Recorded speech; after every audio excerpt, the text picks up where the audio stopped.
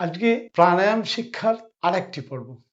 গত পর্বে আমরা জেনেছিলাম আমাদের শরীরের ভেতরে প্রাণ শক্তি চলাচল করে নাড়ির মাধ্যম দিয়ে, এবং আমরা এটাও অনুভব করার চেষ্টা করলাম যে কখনো আমাদের বাম নাসিকা বেশি সক্রিয় থাকে, কখনো বা ডান নাসিকা বেশি সক্রিয় থাকে। অর্থাৎ শরীরের ভেতরে সবসময় একটা সূক্ষ্ম প্রবাহ চলছে। কিন্তু প্রশ্ন হলো যে এই প্রবাহ কি আমরা আরো সহজ ও স্বাভাবিক করতে পারি? নমস্কার, স্বাগত জানাই আপনাদের শ্বাস থেকে চেতনার যাত্রার চতুর্থ পর্বে। আজকে এই চতুর্থ পর্বে আজ আমরা শুরু করছি শরীর প্রস্তুতি। কারণ প্রাণায়াম শুরু করার আগে আমাদের শরীরকে প্রস্তুত করা খুব জরুরি। মহর্ষি পতঞ্জলি বলে গেছেন, আসন শুদ্ধি ছাড়া প্রাণায়াম কখনোই হয় না। আসন শুদ্ধি অর্থাৎ আপনি যে বসার ভঙ্গি, এখানে মহর্ষি পতঞ্জলি সেই ভঙ্গির কথা বলে গেছেন। একটা খুব সহজ প্রশ্ন, আপনি যখন কুঁজো হয়ে বসেন আপনার শ্বাস কেমন হয় লক্ষ্য করেছেন কখনো? শ্বাস হয় ছোট, অগভীর ও অস্থির। কিন্তু আশ্চর্য ব্যাপার যে যখন আপনি সোজা হয়ে মেরুদণ্ড সোজা করে বসবেন তখন শ্বাস হয় গভীর, ধীর ও স্বাভাবিক। কারণ আমাদের মেরুদণ্ড হলো প্রাণ প্রবাহের প্রধান পথ। যদি এটা বাঁকা হয় অর্থাৎ এরকম কুঁজো হয়ে যায়, তাহলে এই যে প্রাণ প্রবাহ মেরুদণ্ড বা সুষুম্না কাণ্ডের মধ্যে দিয়ে প্রাণ প্রবাহ চলে, সেই প্রাণ প্রবাহ বাধাপ্রাপ্ত হয়। আজ আমরা শিখব সঠিক বসার সহজ পদ্ধতি। মেরুদণ্ড সোজা, কিন্তু শক্ত করে খিঁচে নয়। কাঁধ থাকবে ঢিলা, মুখ থাকবে, চোখ হালকা বন্ধ।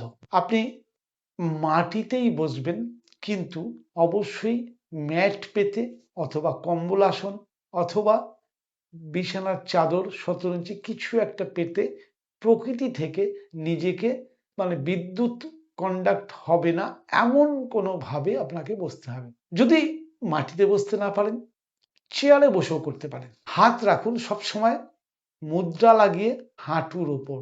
হাঁটুর ওপর হাত রাখাটা কিন্তু খুব জরুরি। এটা ভালো অভ্যাস।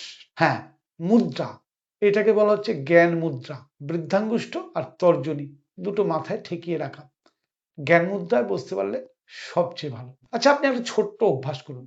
প্রথমে কুঁজো হয়ে বসুন 10 থেকে 15 সেকেন্ড। আপনার শ্বাসকে লক্ষ্য করুন। এরকম কুঁজো হয়ে বসে এরকম করে বসে শ্বাসকে লক্ষ্য করুন তো। দেখুন শ্বাস নিয়ে আমি আরাম পাচ্ছেন কিনা।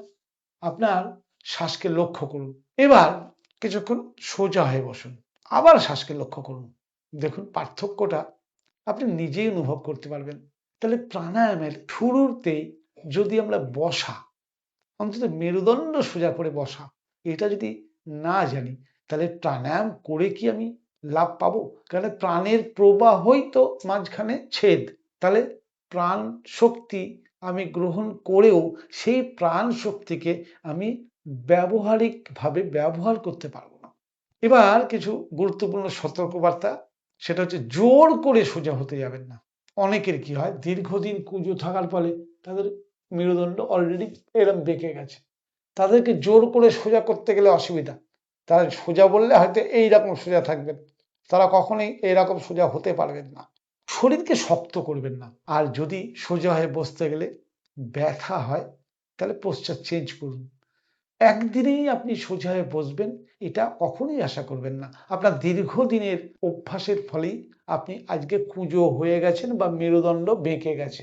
আপনি যদি আজ থেকে প্রতিদিন একটু করে চেষ্টা করেন, হয়তো 6 মাস পরে দেখবেন আপনি অনেকটা সোজা হয়ে গেছেন। প্রাণায়াম কখনোই কিন্তু জোর করে বা কষ্টের বিষয় নয়। যদি আপনি শুধু ওই একটা জিনিস অর্থাৎ সঠিকভাবে বসা এটাই ঠিক করে ফেলেন না, তাহলে পরবর্তী সব প্রাণায়াম আপনার কাছে অনেক সোজা হয়ে যাবে। কারণ নিশ্চয়ই শুনেছেন পশ্চার একটা মেডিসিনের কাজ করে। অর্থাৎ সঠিক বসার পদ্ধতি যদি আমরা না মানি, তাহলে শরীরের অনেক সমস্যা হয়। শরীরের যে স্বাভাবিক প্রবাহ, সেই প্রবাহ বাধাপ্রাপ্ত হয়। আর প্রাণায়াম শিখতে গেলে তো আগে বসাটা শেখা খুব জরুরি। তাহলে আজকে আমরা কি শিখলাম? শরীরকে কিভাবে প্রস্তুত করা হয়, অর্থাৎ প্রাণায়ামের জন্য শরীরকে কিভাবে প্রস্তুত করতে হয়। কিন্তু প্রশ্ন হলো, আমরা কি সঠিকভাবে শ্বাস নিচ্ছি? আমাদের শ্বাস কি শুধু বুক পর্যন্তই যায়, নাকি পেটেও পৌঁছায়? আগামী পর্বে আমরা জানব ডায়াফার্মেটিক ব্রিদিং, সঠিকভাবে শ্বাস নেওয়ার আসল পদ্ধতি। ততক্ষণ পর্যন্ত শুধু একটা কাজ করুন, এই এক সপ্তাহ আপনি শুধু সোজা হয়ে বসার অভ্যাস করুন, আর বিগত 3 সপ্তাহের যে টাস্কগুলো ছিল, অর্থাৎ শ্বাসকে লক্ষ্য করুন, শ্বাসকে অনুভব করুন, শ্বাসকে চিনুন, শ্বাসকে জানুন, নাড়িকে চিনুন, নাড়িকে অনুভব করুন। আগামী পর্বে আবার দেখা হচ্ছে। ততক্ষণের জন্য অভ্যাস চালিয়ে যান। নমস্কার।